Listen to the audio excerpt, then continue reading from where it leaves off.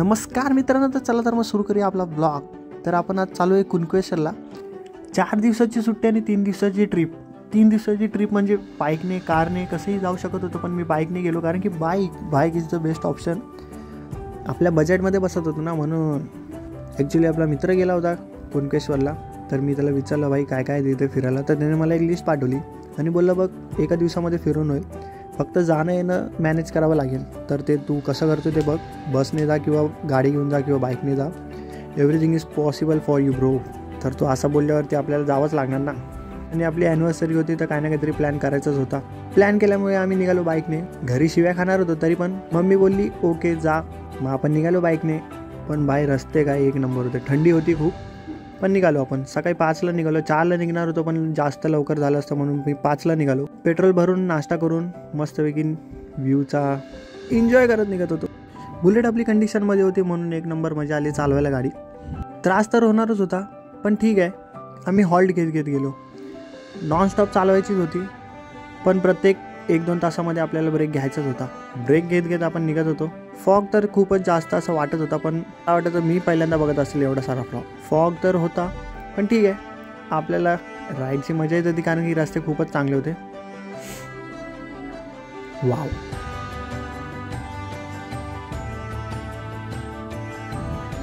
Train पण बाजूनेच जात होती. म्हणजे इतके चांगले रस्ते होते की भाई मजा येत होती गाडी चालवायला.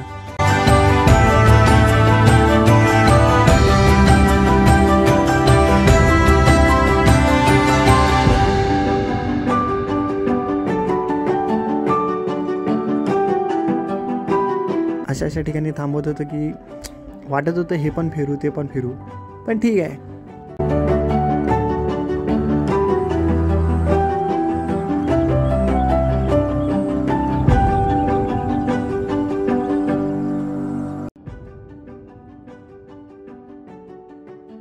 रस्ते इतके चांगले होते की मी 3.5-4 तासातच महाडला पोचलो, जे की मला पॉसिबल वाटत नव्हतं मी पोचेन. कारण की मी लास्ट टाइम जेव्हा फिरायला आलेलो, जसं की सातसड आणि बरंच काही फिरलो होतो मी, वाळणकुंडी, त्या टायमाला मला 12 तास लागले होते पोचायला इथे. ती 2 ते 3 वर्ष अगोदरची गोष्ट होती. आता तर रस्ते खूपच चांगले झालेत. असे नज़ारे होते की भाई बहुत अच्छा लग रहा था सही में. इतना अच्छा रास्ता था ना भाई, ऐसे लग रहा था मैं स्पीड में भी नहीं हूँ, जबकि मैं 60-70 की स्पीड में था. एक नंबर मज़ा आ रहा था गाड़ी चलाने के लिए. पर जहाँ पे मेरे को 500 किलोमीटर चलाने का था, वहाँ पे मैं 600 किलोमीटर चलाया. आगे स्टोरी सुनाता हूँ. तर बोधगे शिवाय एवढे चांगले होते. रत्नागिरी क्रॉस केलं. मी म्हणलं गणपतीपुळा फिरेल. गणपतीपुळा फिरायचा मग नंतर ठरवलं येताना फिरतो, कारण की जर रात्री उशीर झाला तर खूपच उशीर होईल. अंधारात मला कोकणात गाडी चालवायची नव्हती, माझी फाटते अंधारात कोकणात गाडी चालवायला. मग मी ठरवले हिच्या गावी जायचं अगोदर, हिच्या मामाच्या गावी. पण नंतर हिने पण दगा दिला. ही बोलली की तिथे बाईकने चाललो आहे आपण, उगाच शिव्या खाऊ, त्यापेक्षा आपण गप्पपणे हॉटेलवरती जाऊ. जो मला गणपतीपुळ्याचा पट्टा होता तो 50 किलोमीटर म्हणजे कमी होता. 50 ते 100 किलोमीटर कमी होता. आणि जो लांजाचा होता तो 100 किलोमीटर जरा फिरून होता.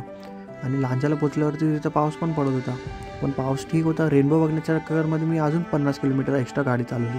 आणि मग मी पुढे जाऊ की मागे जाऊ अशा ह्याच्यामध्ये मी एका गावातून गाडी टाकली. आणि बाई तिकडे असे रस्ते होते खतरनाक, म्हणजे माझी फाटली अक्षरशः.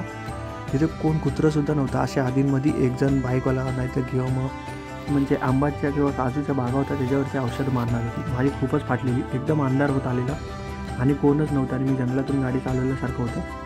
तरी मी कसं तरी 6:30पर्यंत मी हॉटेलवरती पोचायचा प्रयत्न केला आणि शेवटी अंधार व्हायच्या अगोदर पोहोचलो. हा माझा सकाळचा हॉटेलच्या बाल्कनीमधून व्ह्यू होता.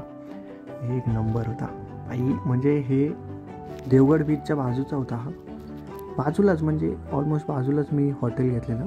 सकाळी आम्ही 5:30ला उठलो आणि 6पर्यंत बाहेर निघालो मस्तपैकी. हे असं विठ्ठल रुक्माईचं मंदिर होतं. मी म्हणलं इथे नंतर पाया पडूया, अगोदर आपल्याला सगळ्यात अगोदर जायचं आहे कुणकेश्वरला, कुणकेश्वरच्या मंदिरात.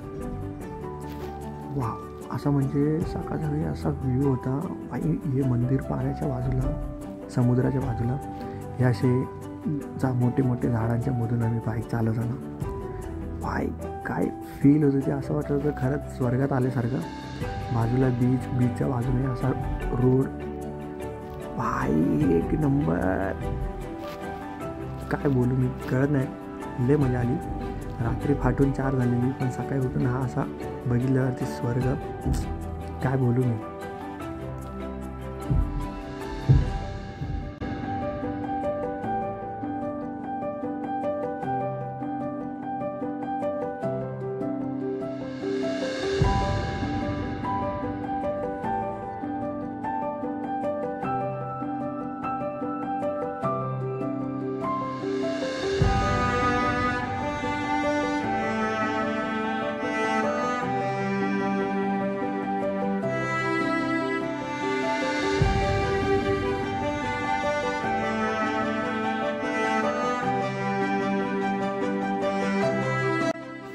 सगळ्यात पहिल्या लिस्टवरती होतं कुणकेश्वर मंदिर आणि ते मी खरंच खूप मनाला शांती भेटल्यासारखं वाटलं मला.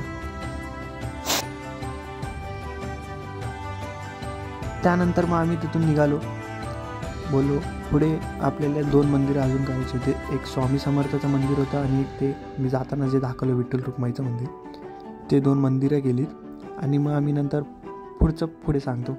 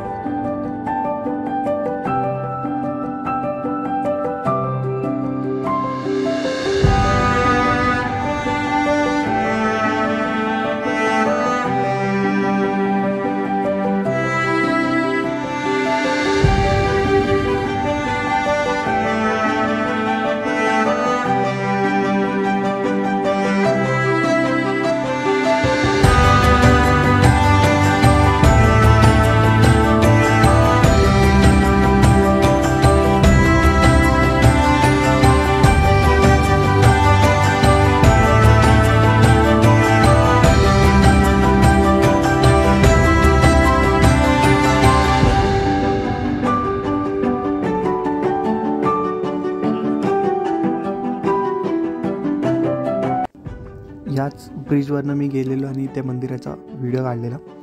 आणि ह्या मंदिराच्या इथून असा काहीसा व्ह्यू होता. लय भारी व्ह्यू होता. तुम्ही फिरायला आणि तुम्ही मजा घ्या. मी असे लोकेशन म्हणजे जे बाहेरून दाखवणार आहे, आतून काही दाखवणार नाही मी, कारण की आपल्याला. त्यानंतर आम्ही तिथून गेलो लाईट हाऊसला. नेक्स्ट ह्याच्यावरती माझ्या लिस्टवरती होतं लाईट हाऊस, जे की फक्त 15 रुपये का 20 रुपयाच्या एंट्रीवरती होतं. मस्त मजा आली इथून. इकडून जो व्ह्यू होता एक नंबर होता. बाजूलाच देवगड आणि लाईट हाऊस.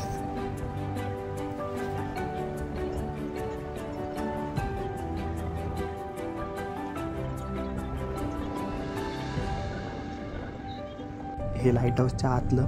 लाईट हाऊस मी दाखवू शकतो आतून तुम्हाला, कारण की लाईट हाऊस काहीच नाही. जे बाहेरून बघायचं आहे ते एक नंबर आहे. हे आतून काहीसं असं आहे. त्यानंतर तिथून आम्ही गेलो विजयदुर्गला. विजयदुर्गचा म्हणजे तिथून कमीत कमी 15 ते 22 किलोमीटर लांब आहे. देवगड किल्ल्यापासून ते विजयदुर्ग किल्ल्यापर्यंत त्याचा मार्ग 15 ते 20 किलोमीटर आहे. बोललो हॉटेलवरती जाऊन आराम करण्यापेक्षा विजयदुर्ग फिरून घ्या. वा. तिसऱ्या लिस्टवरती आपला नाही, चौथा लिस्ट. पहिलं झालं कुणकेश्वर, दुसरं झालं लाईट हाऊस, तिसरं झालं देवगड किल्ला, चौथा होता विजयदुर्ग. वा. म्हणजे इथे तर आम्ही बोटिंगसुद्धा करणार होतो. बाहेरून पूर्ण किल्ला बोटीवरनं ते जसे की जात आहेत. त्या बोटीमध्ये 100 रुपये ग्रुप होता आणि जर पर्सनल केलं तर समथिंग 1000 रुपीज बोलत होते ते. पण आमच्या नशिबात नव्हतं ते, कारण की ग्रुपच नव्हता तिथे. आणि 1000 रुपये देऊन मला प्रायव्हेट फिरण्यामध्ये वर्थ वाटत नव्हतं. एक्सपेन्सिव्ह था ब्रो, ऑफर्ड नाही कर पाया. पण ठीक आहे, ड्रोन असतं तर अजून चांगले शॉट घेऊ शकलो असतो. ठीक आहे, कोई ना. जो भाई मजा आली. किल्ला एक नंबर, पूर्ण हिस्ट्री हर एक पॉईंटवरती लिहिलेली आहे. तुम्ही तिथे गेल्यावरती तुम्ही गाईड घेऊ शकता किंवा मग तिथे ब्लॅक पाटॅन मार्बलवरती सगळी एक आणि एक हिस्ट्रीचे डिटेल्स लिहिलेले आहेत, ते तुम्ही वाचून समजू शकता. त्यानंतर परत आम्ही गेलो, जेवायला जाणार होतो ॲक्च्युली. तिथेच विजयदुर्गला बाहेर एक माणूस होता, तो बोलला आमच्या हॉटेलवरती व्हिजिट करा, चांगलं जेवण आहे. पण तिथे गेल्यावरती खूप गर्दी होती. मग आम्ही 2-2:30 ऑलरेडी वाजलेले, खूप भूक लागलेली आणि वेट करण्यासारखं नव्हतं, म्हणून आम्ही परत देवगडला आलो. देवगड बीचच्या इथे एक हॉटेल होतं, आई एक नंबर हॉटेल होतं. तिथे एकच ते हॉटेल आहे बीचवरती. मस्तपैकी आम्ही जेवलो, एक नंबर मच्छी वगैरे खाल्ली दाबून. भाई बीच काय होता पण लवली, काहीसं असं जेवण होतं. नंतर आम्ही तेच जेवण खाऊन झाल्यावरती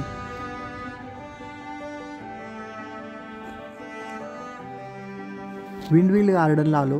विंडमिल गार्डनवरती तिथे झिपलाईन करायचं होतं मला. झिपलाईन हिची तर फाटत होती, हिला बोललं कॅमेरा घेऊन जा, तर बोलली नाही माझी फाटते. मी बोललो हिची फाटते तर हिला कॅमेरा दिला तर फेका विकायची माझे. मैं जो जाता तो भाई वापस कॅमेरा नाही ले पाता मैं. तो मी तिथे सगळं सामान घेऊन, कॅमेरा घेऊन सगळं तिला एकटीला पाठवलं. आणि मग माझी फॉर्म भरायची तयारी चालू झाली. मी फॉर्म भरला आणि मग अपन भी जाएंगे ना, फिर करेंगे ना, इतना अच्छा व्यू लेंगे ना, मजा. माझी पण फाटत होती. ठीक आहे, मग हिची बॅग, हिचं सगळं सामान, माझं सामान जे शॉपिंग केलेलं, माझं हेल्मेट, वरून हातात कॅमेरा, आणि त्यात मी जेवलेलो पोट भरून. काय बोलू भाई, ले म्हणजे पोट गच्च. प्लस तो बोलला पोझिशन जरा पण थोडे मागे करू नको. त्यात माझी फाटत होती एवढ्या वरनं. आपण त्यात पण सगळ्यात मोठी झिपलाईन इन महाराष्ट्र आहे, तरी पण कसं बसं केलं भाई.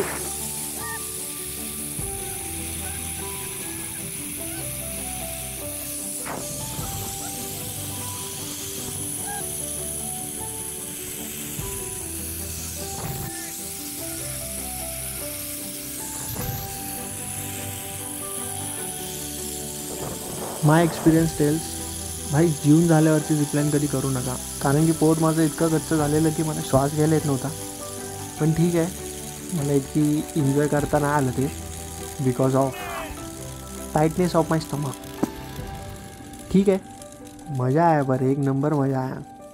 मग आमचे सगळे पॉईंट्स करून आम्ही निघालो हॉटेलकडे रात्री स्टे करून. परत मग आम्ही सकाळी गणपतीपुळ्याला जायचं ठरवलं. तर आम्ही सेम 4 वाजता उठून 5ला निघालो. पण प्लीज रिक्वेस्ट करतो, जर तुम्ही कोकणात सकाळचं 5 वाजता ट्रॅव्हल करत असाल आणि संध्याकाळी सेम 7 नंतर ट्रॅव्हल करत असाल तर नका करू.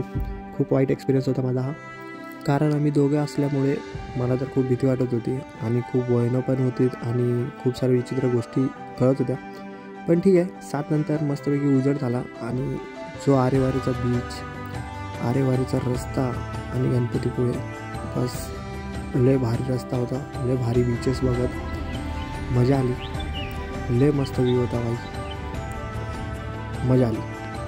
तर आम्ही गणपतीपुळ्याला गेलो. गणपतीपुळा फिरलो, बीचवरती थोडंसं खाल्ला मी गणपतीपुळ्याच्या. नंतर आम्ही रिटर्न मुंबईला यायला निघालो. तर असा होता माझा कोकण दौरा नाही बोलू शकेल, कोकण ट्रिप मस्त होती. देवगड खूप साऱ्या गोष्टी फिरलो. ज्या गोष्टी मी फिरलो त्या मी डिस्क्रिप्शनमध्ये टाकेन. तर कसा वाटला तुम्हाला हा blog? Like, comment, share, subscribe नक्कीच करा. आणि तुम्हीसुद्धा फिरा यार, घुमो, मजा करो. माझ्यासाठी हा खूप म्हणजे पहिल्यांदा 600 किलोमीटरची राईड होती ही. वन साईड, बोथ साईड 1200 झाली. मी हॉल्ट घेत परत स्टे करून होतो म्हणून ठीक होतं. पण फक्त ते 2 गोष्टी मला जरा भीतीदायक वाटल्या, ज्या की रात्रीचं रोडवरती फिरणं म्हणजे 7 नंतर आणि सकाळी अर्लीमध्ये अंधारामध्ये फिरणं मला जरा हे वाटलं, पण एक नंबर ट्रिप होती, मजा आली. तुम्ही पण फिरा, नक्की विजिट करा देवगडला. Bye bye.